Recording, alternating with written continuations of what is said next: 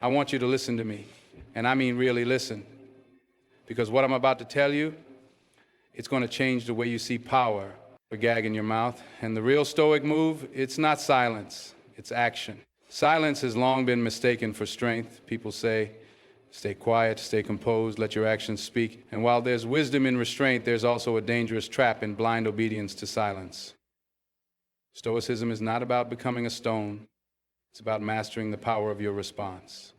And sometimes the most powerful move is not silence, but calculated action. Think about the times you held back when you knew you shouldn't have.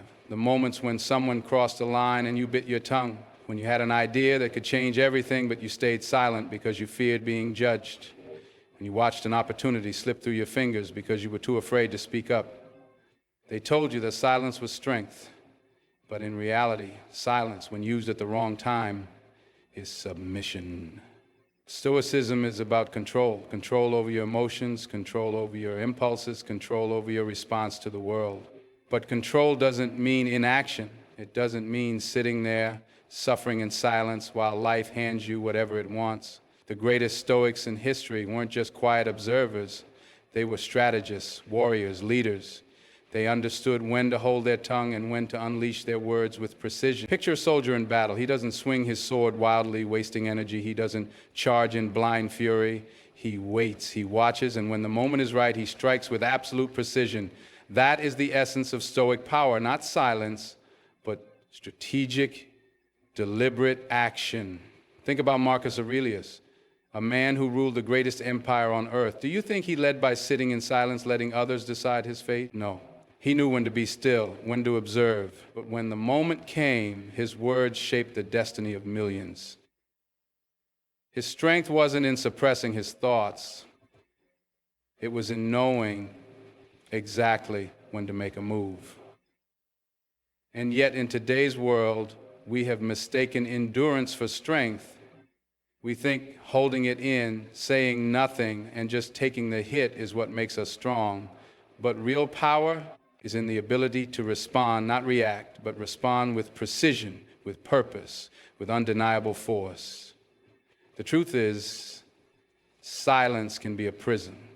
It can keep you trapped in your own mind while the world moves on without you. It can turn into a habit, a reflex, an excuse. You say, I'll wait for the right time, but when is the right time? Because if you don't decide that for yourself, the world will decide it for you. And when the world decides, you lose. There is a difference between silence and strategy, between patience and hesitation, between composure and fear. Stoicism isn't about pretending nothing affects you. It's about choosing the right moment to unleash your power with absolute precision. You don't have to fight every battle. You don't have to prove yourself to people who misunderstand you. You don't have to chase down every lie, defend your reputation, or try to get even with those who did you wrong. God is your defender. He sees what they did. He knows the truth, and He has already planned how to handle it. When you stay in peace and let Him fight for you, His justice will be far greater than anything you could accomplish on your own. There will always be people who try to bring you down, people who twist your words, people who take advantage of your kindness. It's easy to get caught up in trying to make things right, to expose their wrongdoing, to make sure everyone knows the truth. But when you spend your energy chasing after vindication, you're letting them steal your focus. The enemy wants you distracted, bitter, and frustrated because he knows that as long as you're fighting battles that belong to God, you're not moving forward into the blessings God has for you. The best thing you can do is step back and let God handle it. He knows how to bring justice. He knows how to expose what needs to be exposed. He knows how to turn the situation around in a way that not only clears your name, but also takes you to a higher level. You may not see anything happening yet, but don't mistake silence for inaction. God is working behind the scenes. He is setting things in order, aligning the right people, and preparing the moment when the truth will be undeniable. When He steps in, there will be no question about who was right and who was wrong. Waiting for the truth to come out can be one of the hardest things to endure. When you know you've been wronged, when lies have been spread about you, when someone has taken advantage of your kindness, every part of you wants to see justice happen immediately. You want people to recognize the truth, to see the deception for what it is, to understand what really happened. But God doesn't always work on our timetable. He doesn't always expose things when we think He should. Sometimes He allows deception to last for a season, not because He is ignoring the situation, but because He is preparing something greater. Patience is not just about waiting, it's about trusting. It's about believing that even when you don't see anything happening, God is still in control. He is not letting them get away with it. He is not allowing the lies to have the final say. What looks like a delay is often divine positioning. God is using that waiting period to strengthen you, to refine your character, to make sure that when the truth is revealed, you are ready for the blessing that comes with it. There's a reason that exposure doesn't always happen right away. Sometimes God waits because He is giving the other person a chance to repent, to make things right, to turn from their ways. Other times He waits because He is working behind the scenes, aligning the right people, orchestrating the right circumstances, ensuring that when He does reveal the truth, it happens in a way that no one can deny. If you can stay faithful in the waiting, if you can trust Him, even when it seems unfair, you will see that His timing is always perfect. I want to challenge you today. Don't let the betrayal break you. Don't let the lies make you bitter. What was meant to set you back is actually setting you up. God is not just revealing the truth, He's also preparing you for something greater. If you trust Him, if you stay faithful, not only will the truth be exposed, but you will be elevated in front of those who tried to hold you down. So don't lose hope. God is working. The truth will be revealed, and when it is, you'll realize that everything was part of His divine plan. Stay in faith, stay strong, and watch how God fights for you. The world has convinced you that being stoic means being passive, that it means enduring every storm in silence, taking every hit without response, and swallowing every challenge without reaction. That's a lie. The strongest stoic move you can make is not to sit still, it's to move forward with unshakable intent.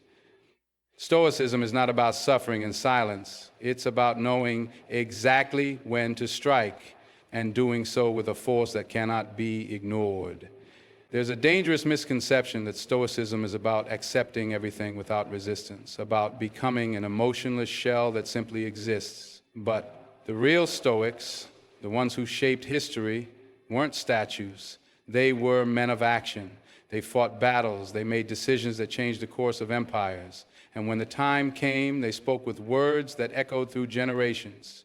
Strength is not in silence alone. Strength is in precision, in knowing when to wait and when to move. A lion does not roar at every passing breeze. It does not waste its energy on pointless displays. It waits, it watches, and when the time comes, it pounces with such force that there is no question of its power. That is what true Stoicism looks like. It is not timid. It is not passive. It is deliberate, calculated, and undeniable.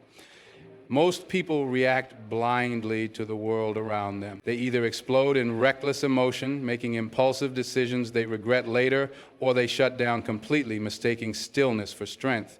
But true power is knowing when to act and making that action so precise, so impactful that there is no need for excess movement. That is the difference between a weak man pretending to be stoic and a truly disciplined warrior of the mind.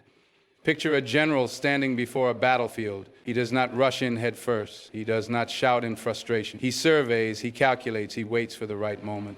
And when he moves, he does so with a plan so sharp that his enemies don't even realize they've lost until it's too late. That is how you must approach your life. Not with hesitation, not with timid avoidance, but with ruthless intent. You don't waste your words, but when you speak, people listen. You don't move without reason, but when you do, it shifts everything in your favor. You don't fight every battle, but when you do, you win. That is the Stoic way, not to be cold, not to be indifferent, but to be so in control of your actions that every move you make is a demonstration of power. The weak confuse recklessness for strength. They think the loudest man in the room is the most powerful, but real power is in the man who speaks only when necessary, who moves only when required, and when he does, he leaves no room for doubt.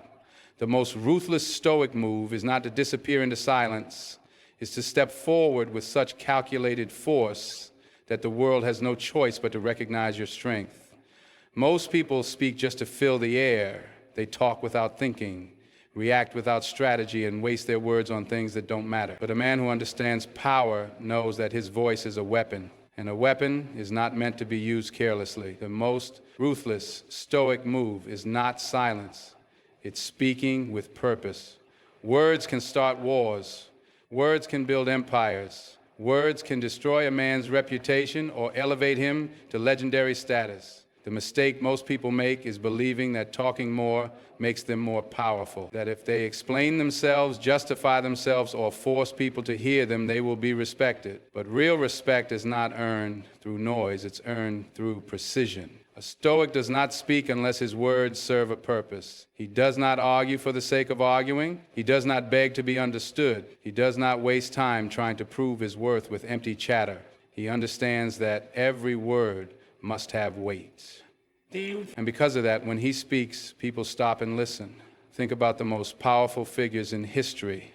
They did not ramble. They did not over-explain. They said only what needed to be said, and when they spoke, it carried the force of absolute certainty. Their words were not scattered. They were sharp, controlled, and undeniable. That is what makes a man powerful. Not how often he speaks, but how well he chooses his words. Most men let their emotions do the talking. They react, they lash out, they feel the need to prove something. But reacting emotionally is not strength, it's weakness. It means you have no control over yourself, that anyone can provoke you into saying things you didn't intend. The moment you allow your words to be dictated by impulse, you have already lost. A man of power speaks on his own terms. He does not let others dictate when he engages. He does not argue every little point to prove himself right. He does not fall into the trap of endless debate just to satisfy his ego. He speaks when it matters, and when he does, every syllable carries authority. There's a reason why silence, when used correctly, is so powerful. A room full of noise drowns itself out.